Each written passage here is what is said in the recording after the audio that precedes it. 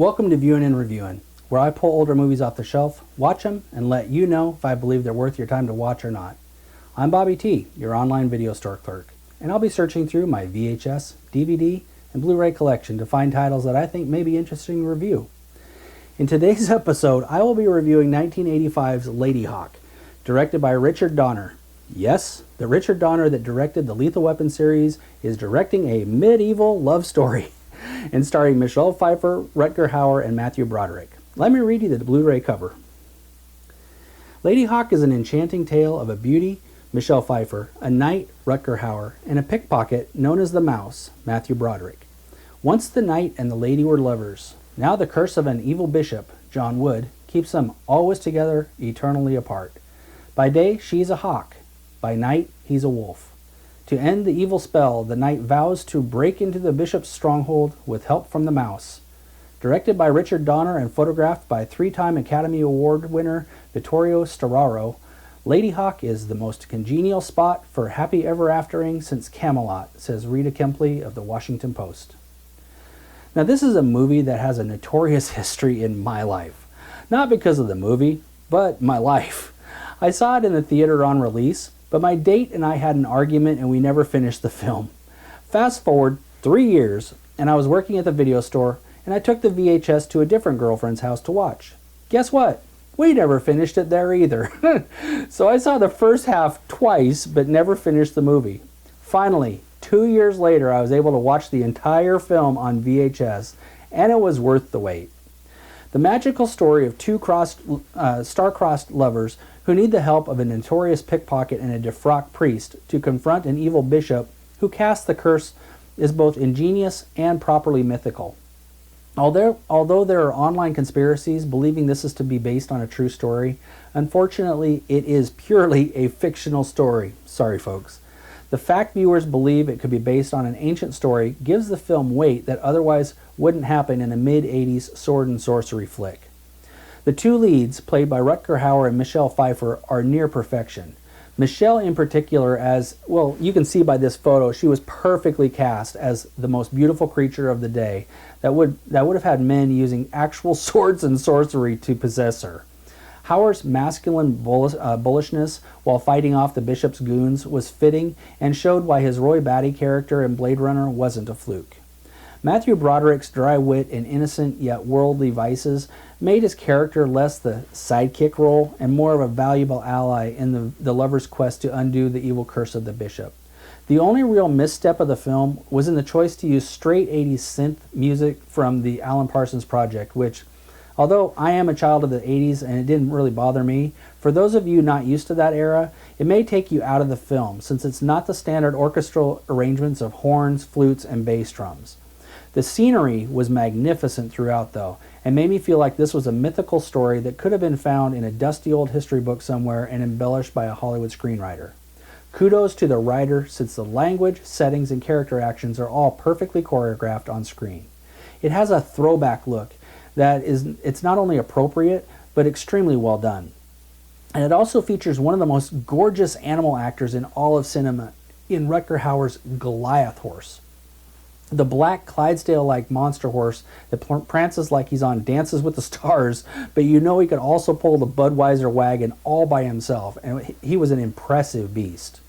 So, my overall report card of the film, it looks like this. Does it stand the test of time? Well, the film, absolutely, but the music lets it down dramatically. I'll give it a B specifically because of the music and nothing else. Everything else is first class. The story, wonderful story. I'll give this an A-. The detracting factor is you'll need to suspend reality a bit with the magical story and the coincidence of a lunar eclipse at precisely the moment they need it.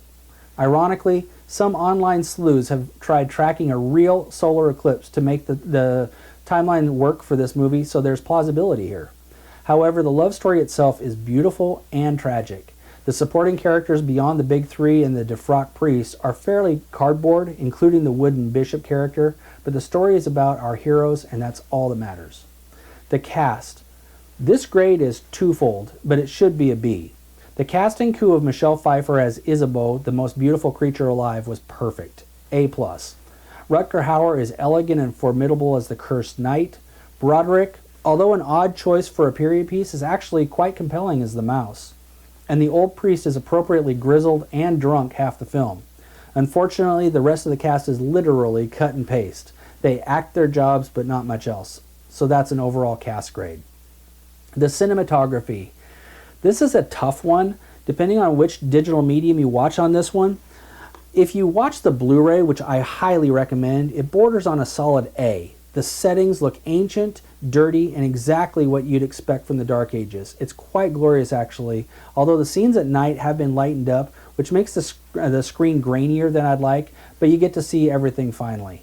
However, if you watch the VHS or DVD transfer like most everyone had access to until the Blu-ray appeared only a few years ago, the cinematography looks very dark and almost black and unviewable in some cases, which give it a B- due to the darkness on transfer. So the errors go to the distributors, not because of the filmmakers that did a poor job.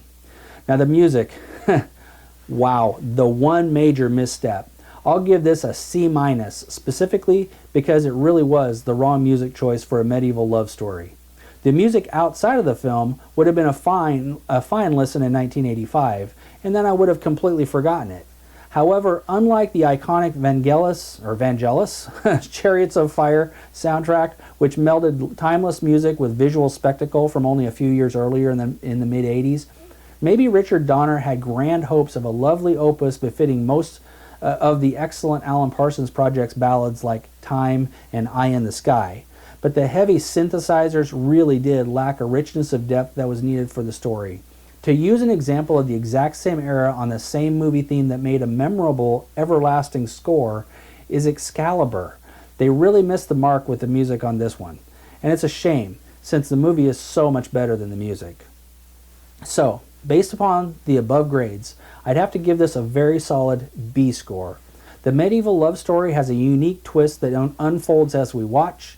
The lead cast are excellent in their portrayals. The cinematography, again, on Blu-ray and not on DVD, is glorious. If only they could re-release this with a genre-appropriate music score more fitting to these types of films, then this would reach the A level.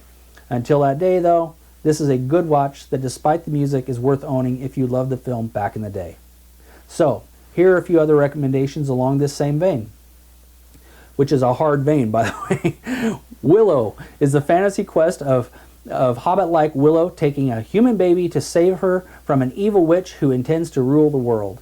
He's aided in his quest by a disgraced knight and other magical creatures, culminating in a final battle sequence worth watching.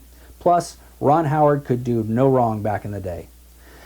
Previously stated, Excalibur is probably the best King Arthur film about a young apprentice who grows up with the help of a powerful magician to become King of England until he is wounded and his knights go out on a quest for the Holy Grail to save the doomed king,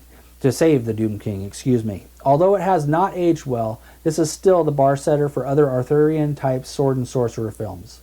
And lastly, Dragon Slayer. An average film, but it's a decent film about a wizarding apprentice that's sent to slay a pretty impressive dragon that's been eating fair maidens for eons until the apprentice's main squeeze is chosen. Then look out.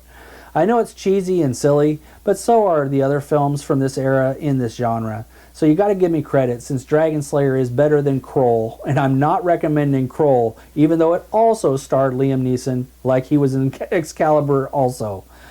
So, well, that's it for Ladyhawke. If you enjoyed this review, be sure to click the like button below. If you want to keep up to date on my future reviews, please click on the subscribe button below. If you want to purchase Ladyhawke on Blu-ray, and I highly recommend you buy the Blu-ray since the DVD transfer is so dark, or if you wish to purchase any of the other titles I've mentioned earlier, please follow the Amazon links below. If you have any suggestions for movies you'd like me to review, please leave a comment below. I'll see what I can do. Thank you so much for watching. Until next time, be sure to help others in need, because it's always the right thing to do. Have a great week.